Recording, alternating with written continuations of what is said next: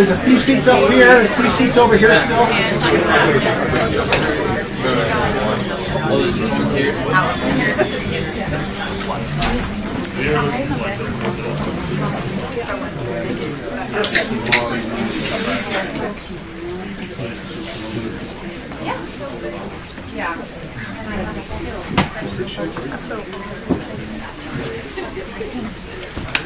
Hi, my name is Cornell Clayton. I'm the director of the Thomas S. Foley Institute here at WSU, and on behalf of the Institute, I want to welcome you out to our event today. This is the first one of this semester, and we're very pleased to have with us today Professor Peter Chilson, who teaches here in the English department at WSU. He is the author of numerous essays, articles, and short stories which have appeared in Foreign Policy, The American Scholar, Gulf Coast, High Country News, Audubon, and Ascent, among other places. His travelogue, Riding the Demon, On the Road in West Africa, won the Associated Writing Program's Award for Nonfiction. Peter first traveled to West Africa in 1985 as a volunteer in the Peace Corps, where he taught in a village in Niger. A longtime visitor to Mali as a traveler, writer, and journalist, he went to Mali again in 2012 for the Pulitzer Center's Borderlands Project, where he witnessed a tumultuous year of civil war and became one of the few Westerners to visit the country's troubled north to see firsthand the effects of the new breakaway jihadist state. Chilson's book, We Never Knew Exactly Where, Dispatches from the Lost Country of Mali, came out in January 2013. Peter went back to Mali this past year and is currently working on another memoir, and that's what he will be speaking about today. Join me now in welcoming Peter Chilson.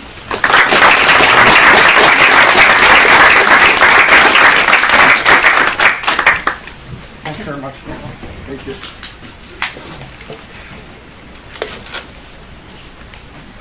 I wanted to thank Cornell and Richard for organizing this. It's the Foley Center is a great venue to have. It's a great outlet for people like me in the English department who aren't necessarily a perfect fit with the English department. Some of the things I write about edge out of literature studies slightly, occasionally. So today I'm going to talk about someone named, a guy named Amadou Koufa.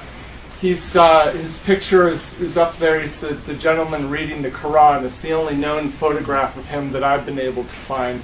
And afterwards I'll be happy to talk a little bit about some of the photographs that you'll see here, but most of them should be self-explanatory as I'm reading. In the summer of 2014, I spent 3 weeks in central Mali. I spent a couple of months in Mali and Burkina Faso, about half the time, 3 to 4 weeks in central Mali, digging up the story of a jihadist leader named Amadou Koufa, whom I thought was dead. Everybody thought he was dead. About a year ago, a new jihadist terror group surfaced in Mali called the Messina Liberation Front. And it turns out that perhaps Amadou Koufa didn't die in a French air attack, as everyone thought. And I'm going to read a little bit about that, about this resurgent terror group led by this terrorist leader, Amadou Koufa, who may be dead or who may be alive. No one's quite sure. It's a pattern that many terrorist leaders are following these days in the Islamic Maghreb, in North Africa and West Africa. Amadou Koufa was always something of a ringmaster provocateur. The afternoon of January 10th, 2013, in Kona, a small fishing port on the Niger River of central Mali, he paraded the streets holding a Kalashnikov rifle against his chest. His soldiers, a mix of hardened fighters and boys, pumped their guns overhead with French-Arabic cries of Mali est mort, Mali is dead, and Allahu Akbar, God is great. But Koufa couldn't keep pace. He doubled over, coughing from inky smoke pouring out of burning vehicles and shattered buildings as his soldiers walked on unfazed. He was no soldier. Townspeople knew him as the Fat Man, a preacher who spent his days sitting. He taught children in the Quran in Arabic at a local madrasa, a school for Quranic studies, and his sermons played radio stations across northern Mali. All that was before he vanished for a year, to reappear on this day, leaner now, in his late 50s, graying beard and white turban. Kona had just fallen to hundreds of Koufa's jihadist fighters after 18 hours of battle.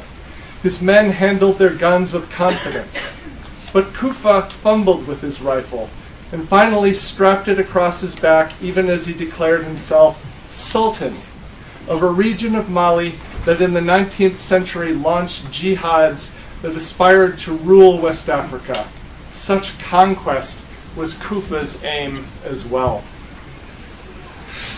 But I've never seen Amadou Koufa and know of only one undated photograph of him from a Malian newspaper sitting against a mud wall reading the Quran.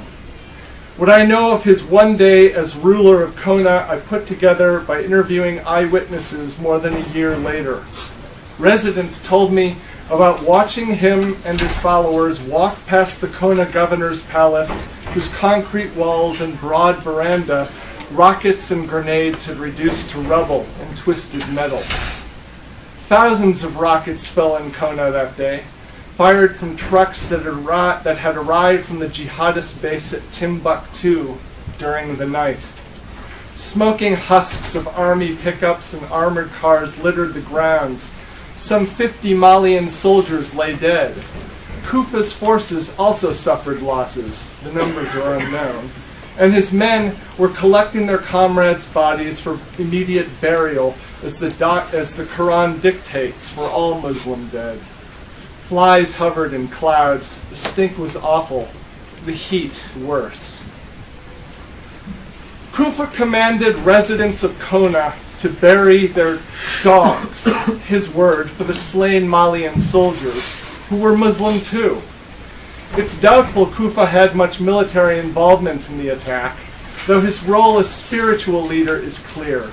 He preached, and his men echoed his words. Il n'y a plus de Mali. There is no more Mali, he shouted. He wore farmer's garb, as did his fighters.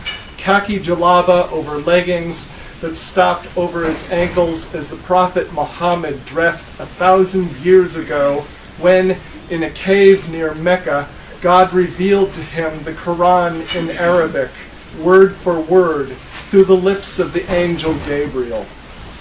Koufa's voice rasped in the acrid air. I am a messenger of God, he said, taking for himself a title the Quran reserves for Muhammad alone. His words flowed in French, in Arabic, and in his native Fulani. He rested often, hands on his knees. He lacked a soldier's physique. He was a showman, a boaster, a critic of everything, and in his own words, quote, the greatest scholar of the Quran in all of Mali, end of quote.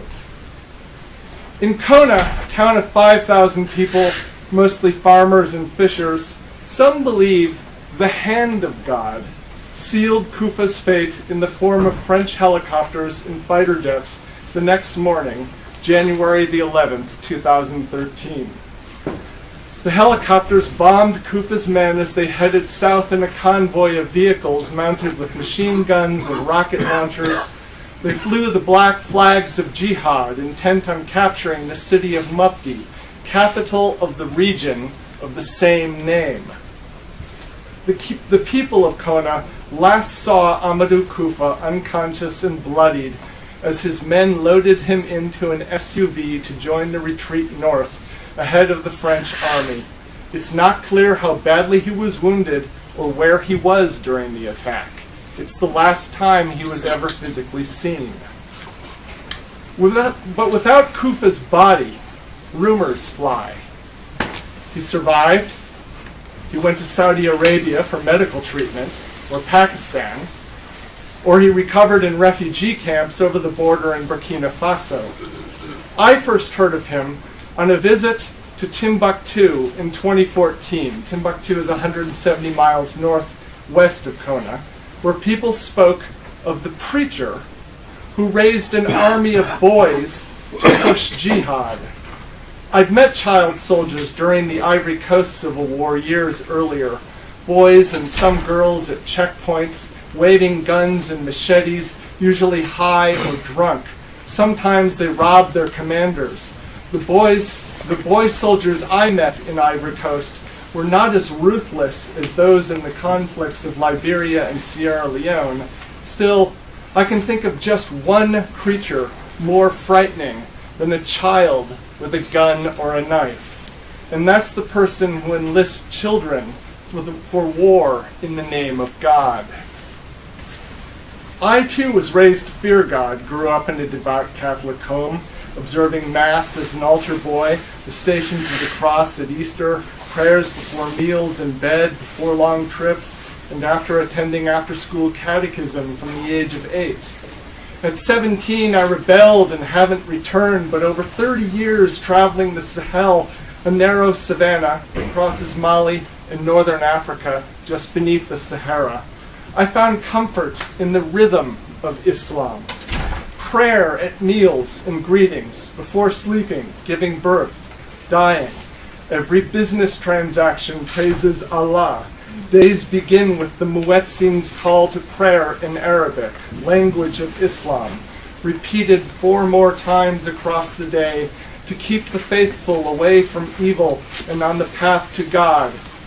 In harsh desert, the routine calms me, especially in the Sahel's seething cities like Bamako and Dakar, home to millions. Every time I hear the call to prayer, I breathe in the words as if the Moet Singh's voice lends substance to the air itself. For 800 years, since the first Arab merchants brought Islam across the Sahara, through war and famine and colonial rule, this one prayer has awakened every Sahelian village, town, and city, and kept the beat throughout the day until nightfall without fail. Allahu Akbar. God is great. And I won't read the Arabic because I'll butcher the language, but I'll read the prayer in English. God is great. I bear witness that there is no Lord except God.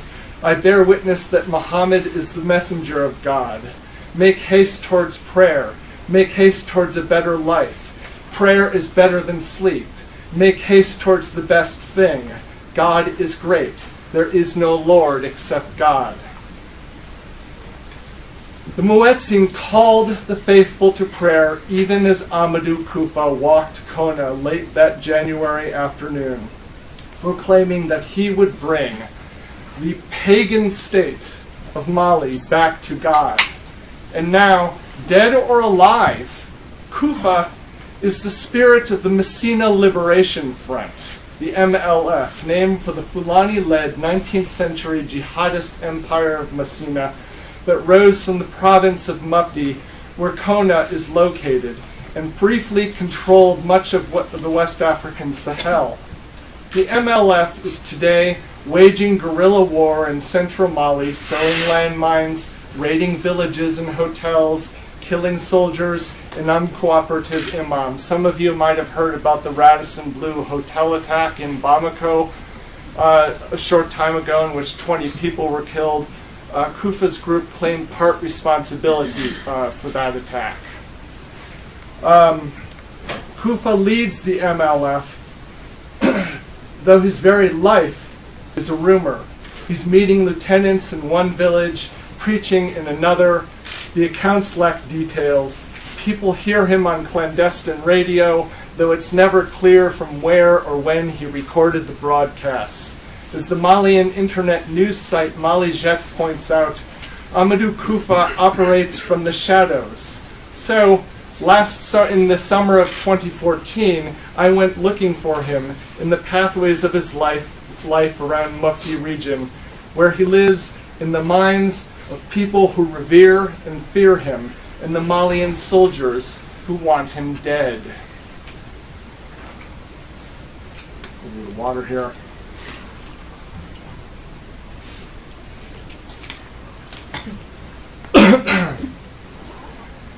I arrived in Kona in a rented Land Cruiser on a searing hot afternoon in June 2014, 16 months after Amadou Koufa's disappearance and months before anyone heard of the MLF. On the drive into town, I passed the remains of the jihadist convoy the French had destroyed.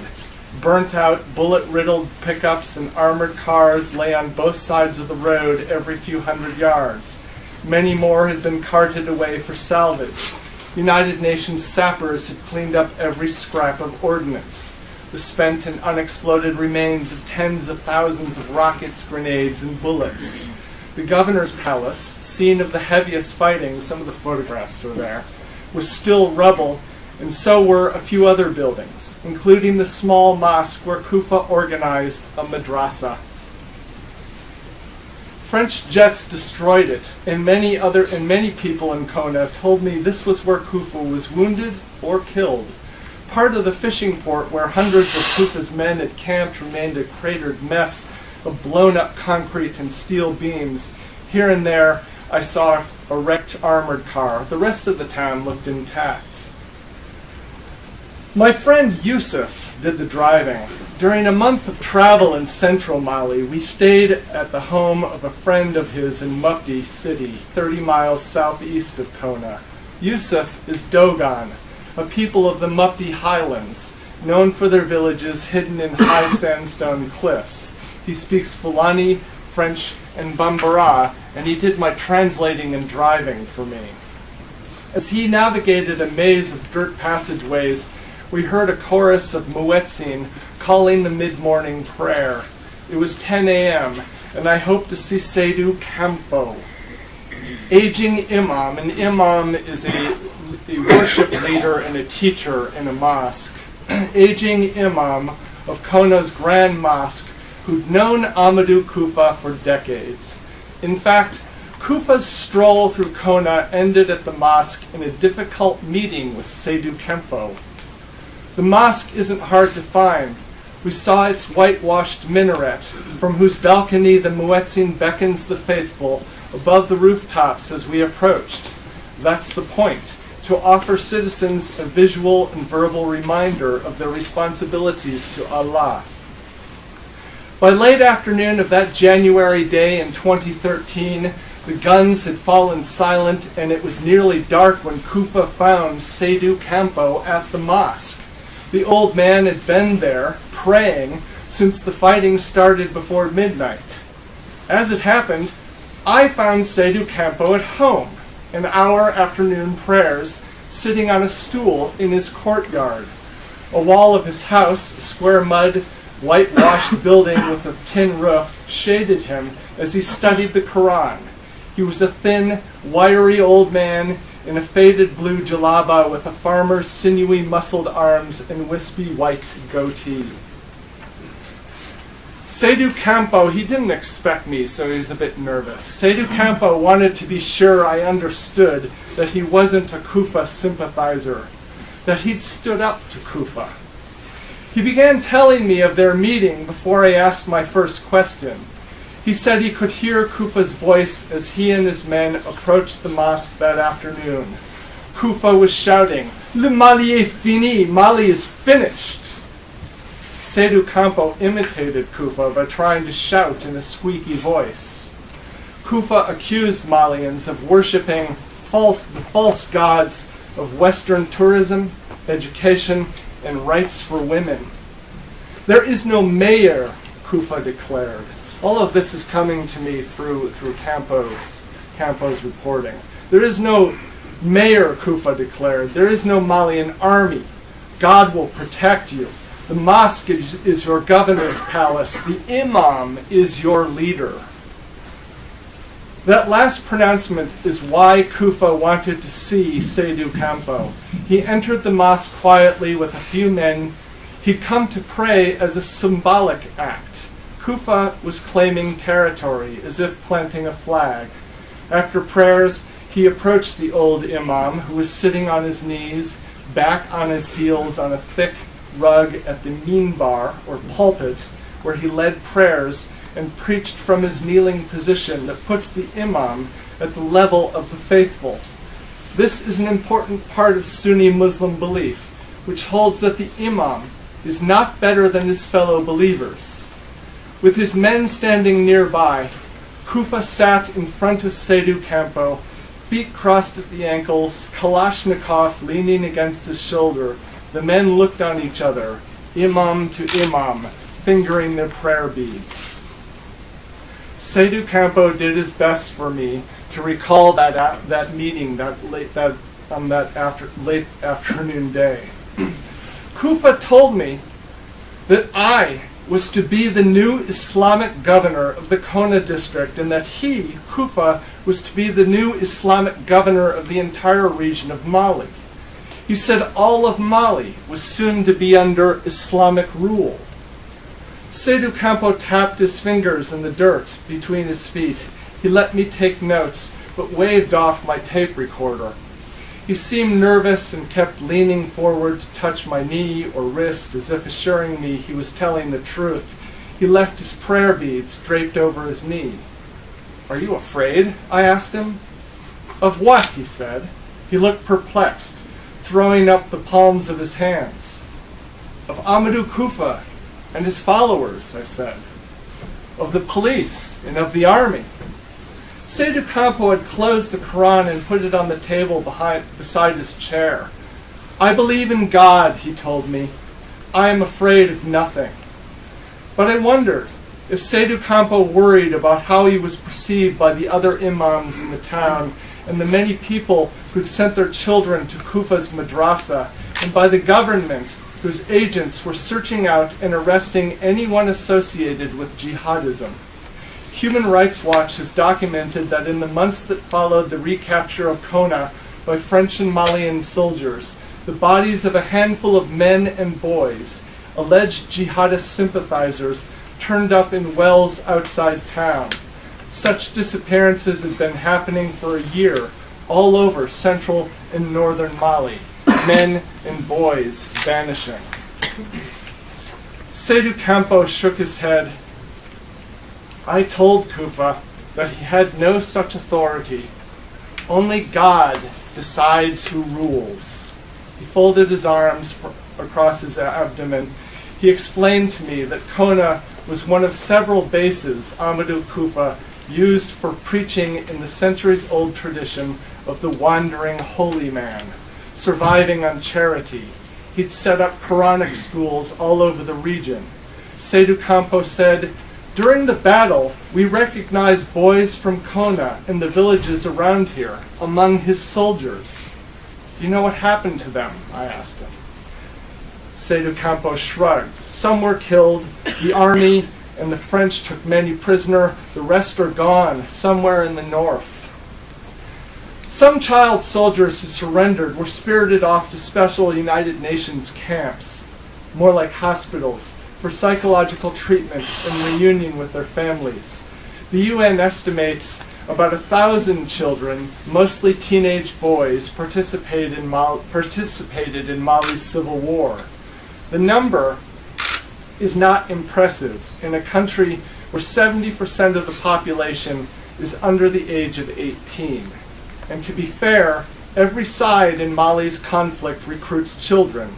The secular Tuareg nationalists who started the war, the pro-government militias who work alongside the army, but the most blatant and unapologetic have been the jihadists, like Koufa, who recruited from the madrasa system, turning children into soldiers of God. Children of the madrasa are everywhere in the Sahel region, boys and girls under the loose control of Muslim teachers called marabouts, many of whom, like Koufa, wander between the towns where they teach. The marabouts earn their keep from their students, who walk about reciting passages from the Quran in exchange for food and money. Some of the money goes to their parents. Most of it goes back to the marabout. Amadou Koufa's own career choice might have been inspired by his birthplace in a village just south of the Niger River in the province of Timbuktu.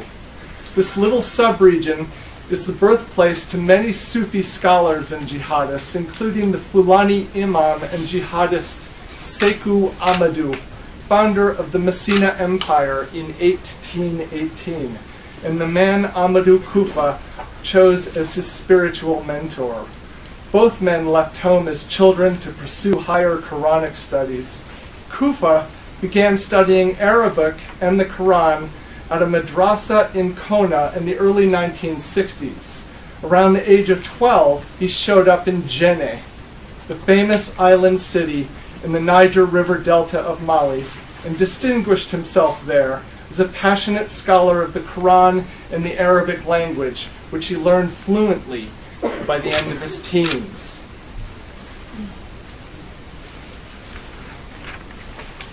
Eventually, in his 20s, Koufa struck out on his own as a marabout and quickly developed a reputation as a hothead.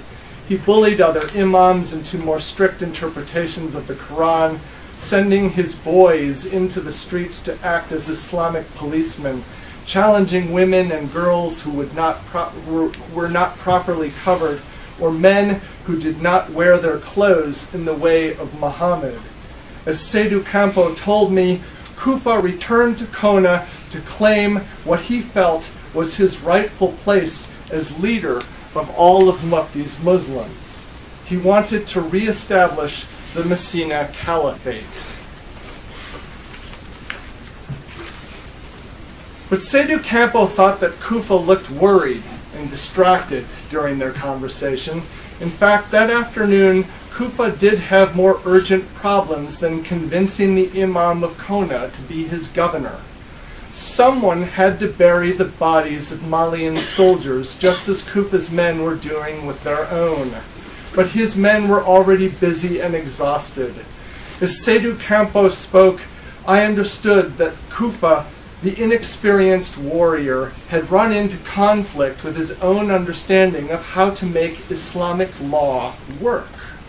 His ambitions had provoked the killing of dozens of other Muslims, Malian soldiers, and Kona citizens. Koufa's men tried press-ganging villagers into burial crews, but they were too afraid to leave their homes, even when threatened. He well understood the Quran's rules regarding burial, that Muslim dead must be buried immediately, that only Muslim men bury other Muslims, and that the bodies be wrapped in white sheets, no caskets, to hasten the body's return to its natural state in the earth. He was in a hurry, Seydou Campo said. He wanted to pray at the Mosque of Mukti the very next day. Campo was referring to the Grand Mosque in Mukti City, and the next day was a Friday, the high Muslim holy day. Koufa, who now had the distinction of claiming the southernmost point the jihadists would seize in Mali, wanted to strike while he had momentum. Mukti City hosts a Malian army base where French and NATO advisors were retraining Malian soldiers. Koufa knew that word of his victory in Kona was traveling fast, and that the road to Bamako, Mali's river port capital city 300 miles to the south, was already choked with people trying to escape the jihad. In Mukti City, Koufa had plans for a media splash, a radio address, television too, if everything worked out, and to install himself as Islamic governor on Islam's holiest day, the day God created Adam, and the same day God expelled Adam from paradise for his sins. Friday is when all Muslims hasten to the remembrance of Allah, and no Muslim asks anything of God. Koufa wanted the Malian soldiers' bodies buried before Friday. But I had no authority to force people to bury the soldiers, Seydou Campo told me, and I told him that. People were afraid to come out of their homes. If Koufa's men could not make them come out with threats, they were not going to listen to me asking politely. Koufa accused Seydou Campo of disrespecting the instructions of the Quran, but Seydou Campo had another view. Koufa killed Muslims, he said. The Quran forbids this, and I told him that. Koufa and his men left, but he promised to see Campo later and ordered him to do something about the dead Malian soldiers. Seydou Campo, who still runs a small Quranic school himself, gave me a quick lesson in the Quran's 4th chapter, which states, and this Seydou Campo recited to me by heart, quote, A believer would not kill another believer except by mistake, and whoever kills a believer intentionally, his punishment is hell. I kept an eye on my watch in the approach of the mid-afternoon prayer when the interview would end. So this is Amadou Koufa's holy war, I said. His jihad. You know, in Europe and America, we think of jihad as an act of violence against anyone who is not Muslim. Against anyone who is not Muslim, that jihad is about war and nothing else. Why is there this need for holy war? I asked Seydou Campo. And he shook his head. No, he said, jihad is not war. Jihad is a struggle against sin. It is the struggle inside of your own heart to keep out the devil and his ideas.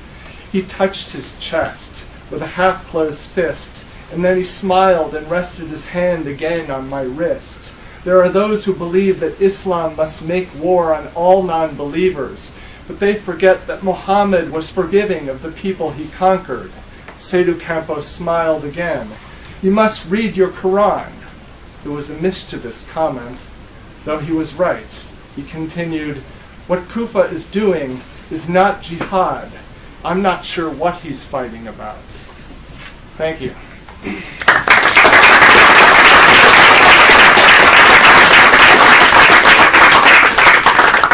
We have about 25 minutes for questions and answers and discussion.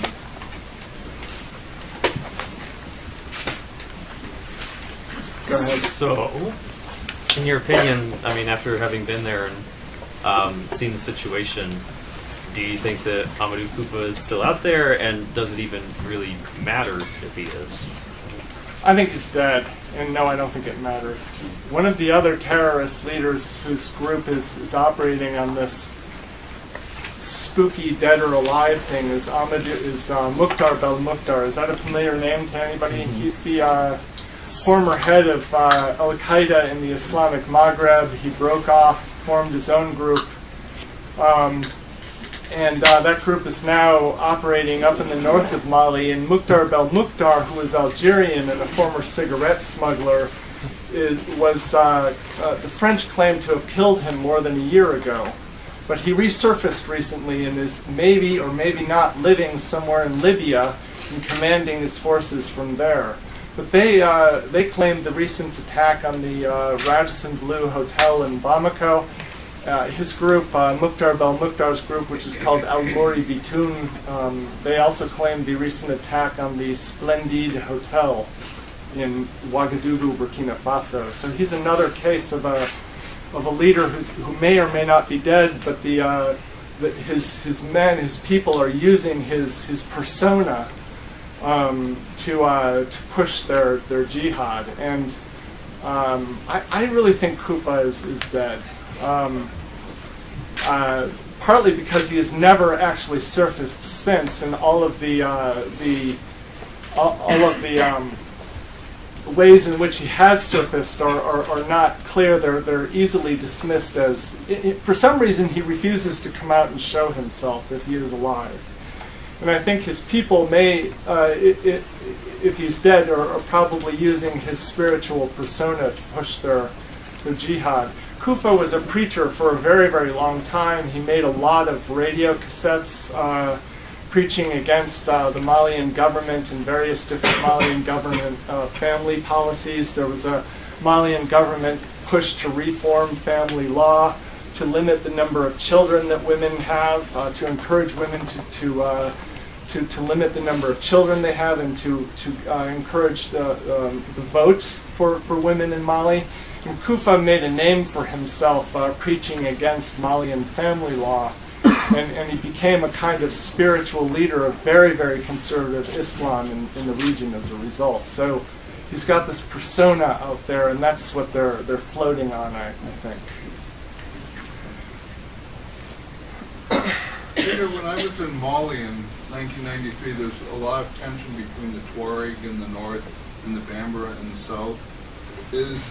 From what you saw there, was there an ethnic dimension to what's going on there, or is it simply kind of a religious It's a mix of both. And Mali's civil war started out as a Tuareg rebellion.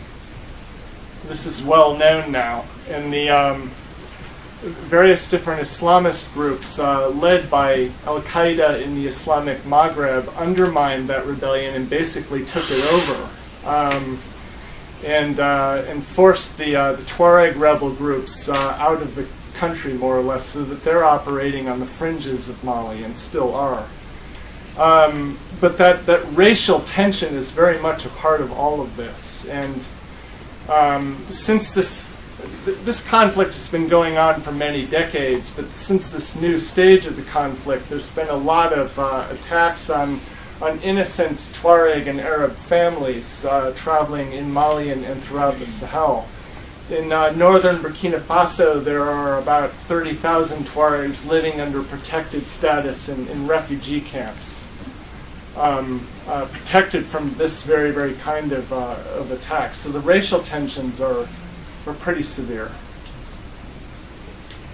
After I spoke to Seydou Kamba, I then spent another couple of weeks traveling through central Mali trying to track down Amadou Koufa's story. And we traveled, I and my translator Yusef, we traveled through various different historical centers of the old Messina Empire and the old jihads of historic conservative Islam in Mali.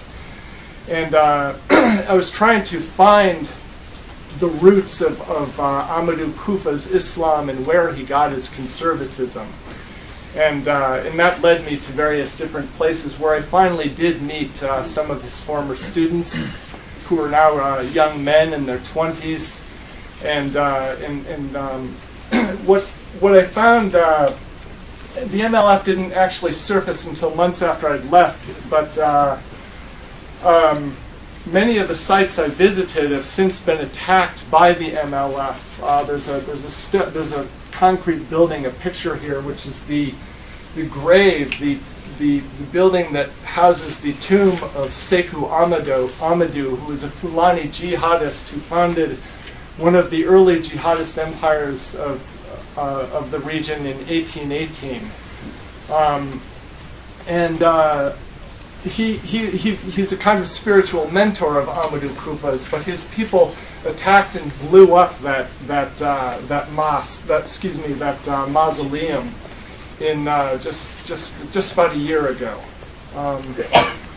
sticking to the conservative Islamic belief that that really no Muslim should worship any sort of icon or be distracted from the way the pathway to God by any sort of icon, any sort of poetry or music that may distract them from the way toward God, and that's why many of these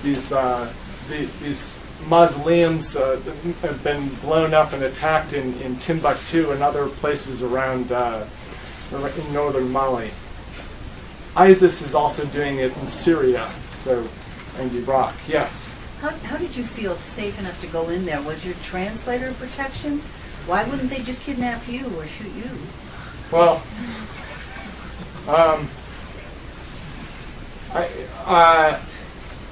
it was a little bit weird, and I was pretty nervous much of the time. So my translator, who was very nervous also because he wasn't at risk himself, but he was at risk by association with me, he insisted that we not stay in hotels, for example. And if you've been paying attention to the news, there have been a lot of hotel bombings lately in the Sahel. And that was his worry, was that the hotels where Westerners concentrate would be targets for kidnappers or bombers. So we stayed with friends of his and family members. We stayed just sort of traveled under the radar. We traveled as far north as I dared go into areas where various different Islamist groups were operating in central Mali at that time. This is still true now. Al-Qaeda had farmed out its kidnapping apparatus to various different other groups, bandits, not necessarily Islamist groups, but mercenaries for hire, including former Tuareg rebel groups who would kidnap Westerners or even Malian aid workers and then sell them to Al Qaeda or other Islamist groups for a price, for a certain price. So they would farm out these kidnapping operations so Al Qaeda didn't have to do it itself. And that's partly what I was afraid of. I wasn't so much afraid of Al Qaeda kidnapping me. I was afraid of one of these mercenary groups. Is it too dangerous for you to go back there now, right now? It's getting more and more dangerous all the time. So where I was traveling in the summer of 2014, I wouldn't dare go up there right now. I wouldn't dare. Yes? I realize this is probably unanswerable, but I'm wondering the extent to which all of this is really driven by theology versus even if there was a very different theology going on in this area, would these same battles be going on anyway? So is this really driven by religious belief, or is this really driven by something else, and religious belief is simply the sort of outward manifestation of it? It's a great question, and I'm not sure. I think religious belief is part of it, but I know that part of what's driving these battles is also land, and some people will say that climate change is at the bottom of it all. Some of these conflicts between nomadic peoples like the Fulani and the Tuareg, who are traditional nomadic peoples, have been going on between them and the traditional sedentary farmers of the area, the Bambara and the Dogon, for hundreds and hundreds of years. And that's part of what lies at the bottom of the conflict is this really problematic issue of how to make a living. And there are a great many disaffected young men across the entire region. It's a really worrisome problem. People your age, in their late teens and early 20s who have a little bit of education or maybe even a little bit more education but have no opportunity, no way to make a living. And that's part of the problem in the neighborhoods that surround Paris, where ISIS has found to be fruitful recruiting grounds for its soldiers, and around Brussels and Belgium also is this lack of opportunity. So religion plays a part in that. It's people embrace it perhaps. I'm going to get myself in serious trouble if I go out on a great limb on religion here, but people embrace it in difficult times. And I'll stop there. Yes. What is your understanding of jihad, and what is a jihadist? So jihad. I asked that question dozens of times in my travels. Jihad is strictly defined, and maybe some other people in the room want to weigh in on this. Jihad is defined more as an inward spiritual struggle, as Seydou Campo told me, against temptation or against evil, a spiritual struggle to maintain the pathway toward God. And in the early days of Islamic history, when Muhammad's early followers were under pressure from various other belief systems, they found that they had to break that their form of jihad also had to take the form of a violent struggle, and so that idea of violent jihad has been taken up by various other groups who take a very, very different understanding of what Islam is, and believe that Islam, very conservative strains of Islam believe that worship really should follow the life of Muhammad, that we should live our lives very much the way he did, that we should pursue our belief the way Muhammad did, that we should even dress the way Muhammad dressed. which is why you hear stories about Islamic police going around in these areas penalizing men for not dressing in a certain way. So jihadist, would that refer to someone in the militant flank? and that term is now been applied to these militant holy warriors, the violent fighters. We call them jihadists, and it's a little bit of a distortion, maybe. Would they refer to themselves as that? Yes. Yes. Yes. And they use jihad, the word jihad. Well, they use the word jihad themselves in their own rhetoric. Yes. When Koufa said Mali is dead, what did he mean? Was there a constitutional structure? Well, that's a great question.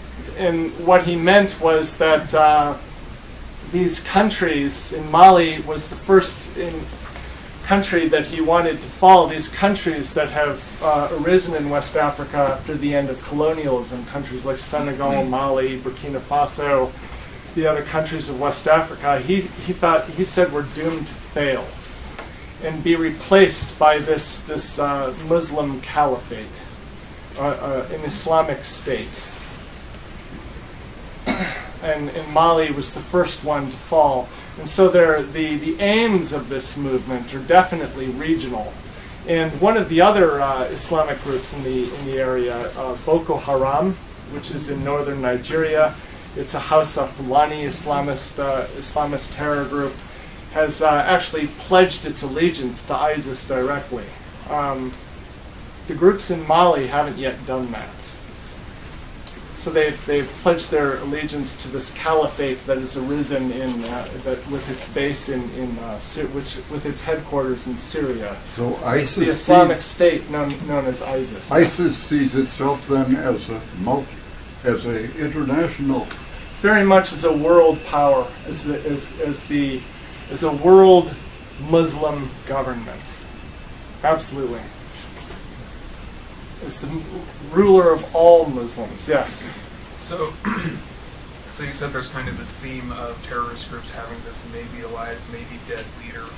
Do you think that the groups are more dangerous with a living leader or with this kind of symbolic, almost ghost of a leader that can be anywhere or at any time? Or does it not matter?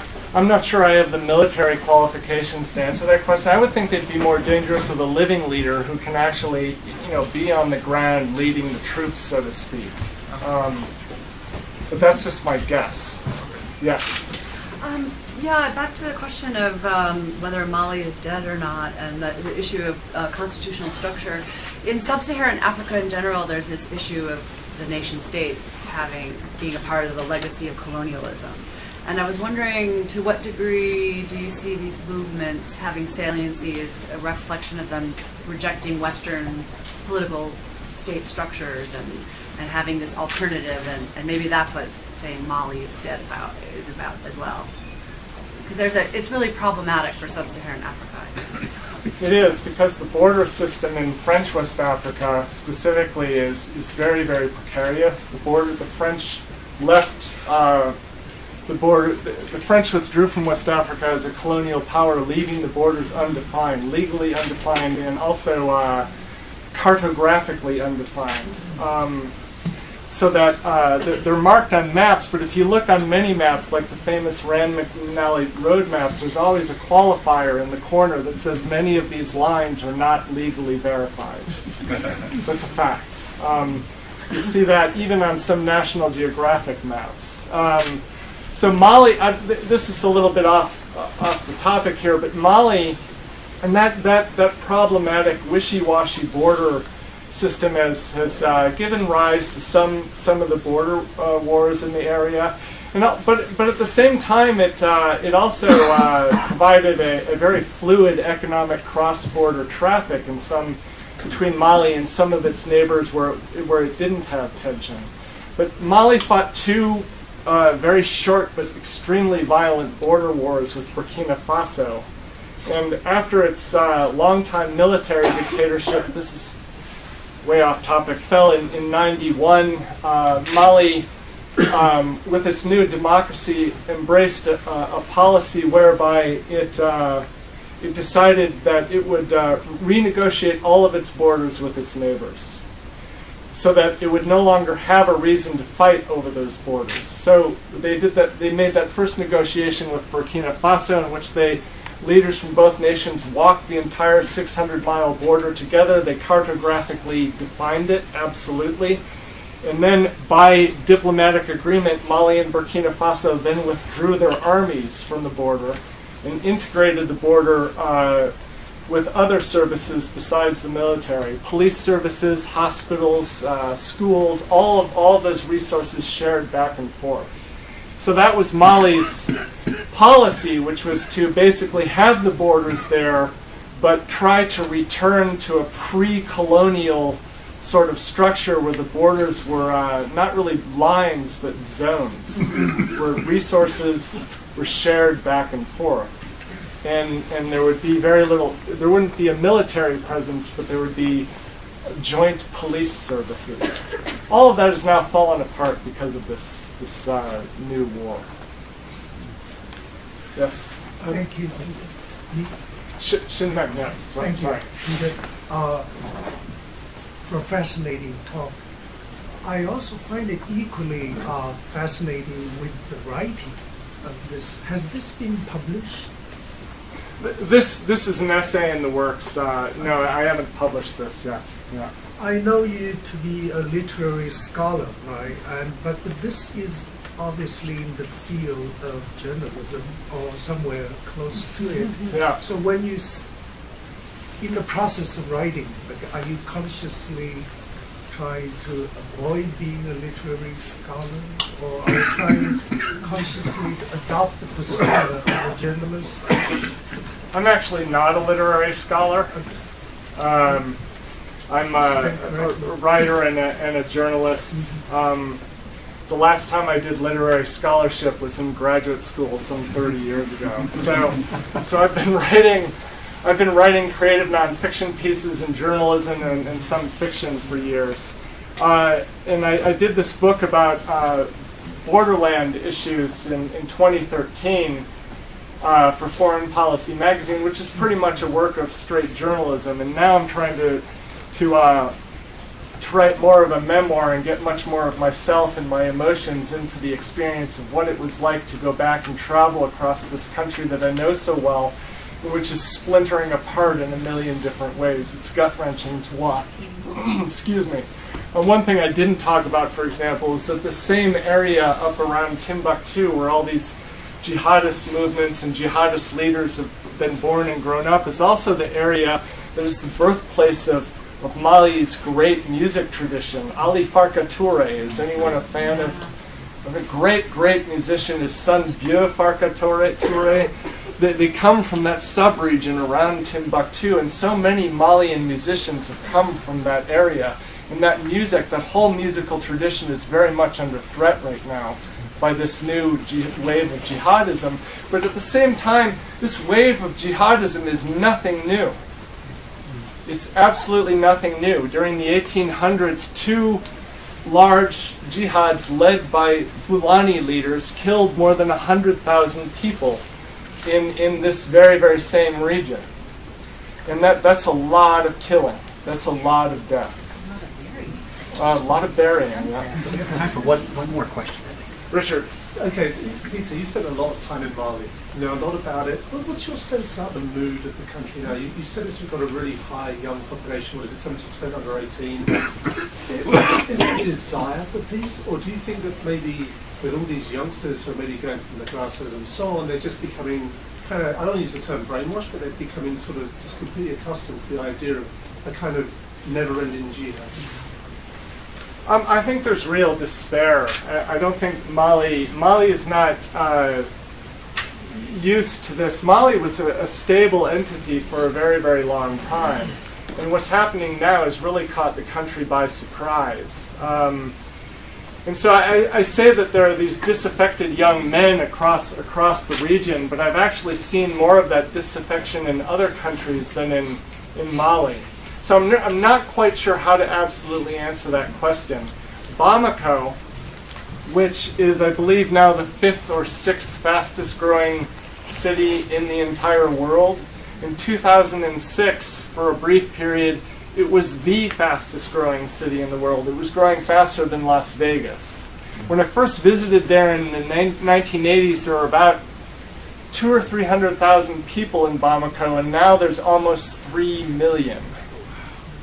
And the crime rate in Bamako is very, very low to this day.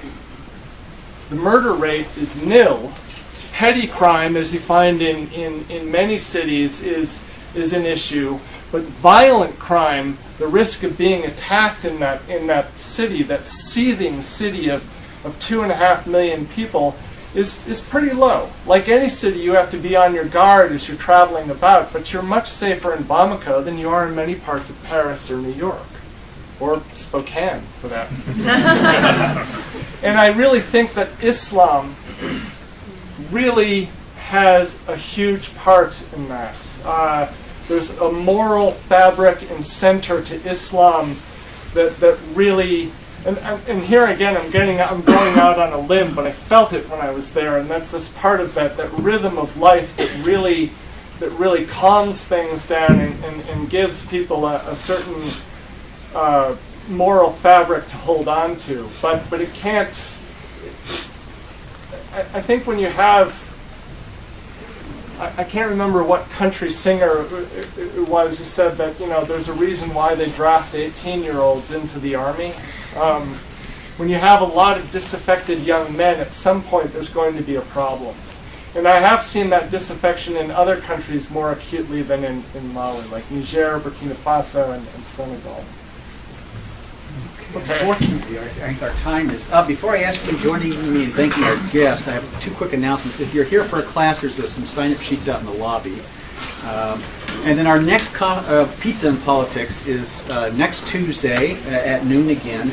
We have Susanna Reese, who's going to be speaking about drug wars and warriors, a history of the contemporary drug war. So I encourage you to come to that event as well. Now, thank me for a really fascinating, interesting discussion.